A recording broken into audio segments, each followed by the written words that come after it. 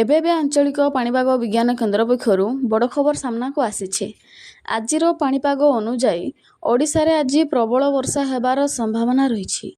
ଆସନ୍ତା 2 ଦିନ ପର୍ଯ୍ୟନ୍ତ ଉତ୍ତର ପଶ୍ଚିମ ଏବଂ ଉତ୍ତର ଓଡ଼ିଶାରେ ବର୍ଷା ହେବାର ମଧ୍ୟ ସମ୍ଭାବନା ରହିଛି।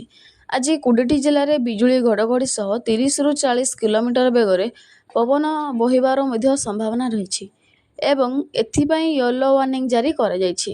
ସେ ଜିଲ୍ଲାଗୁଡ଼ିକ ମଧ୍ୟରେ ସୁନ୍ଦରଗଡ଼, ଝାରସୁଗୁଡ଼ା, ବରଗଡ଼, ସମ୍ବଲପୁର, ଦେବଗଡ଼, ଅନୁଗୁଳ, ଢେଙ୍କାନାଳ, କେନ୍ଦୁଝର, ବାଲେଶ୍ୱର, ଭଦ୍ରକ, ଯାଜପୁର, କେନ୍ଦ୍ରାପଡ଼ା, କଟକ, ଜଗତସିଂହପୁର, ପୁରୀ, ଖୋର୍ଦ୍ଧା, ନୟାଗଡ଼, ଗଞ୍ଜାମ ଓ ଗଜପତି ଜିଲ୍ଲାର ଗୋଟିଏ କିମ୍ବା 2ଟି ସ୍ଥାନରେ ବଜ୍ରପାତ ସହ ବର୍ଷା ହେବାର ସମ୍ଭାବନା ରହିଛି ଏବଂ ଏଥିପାଇଁ ୟେଲୋ ୱାର୍ଣ୍ଣିଂ ଜାରି କରାଯାଇଛି।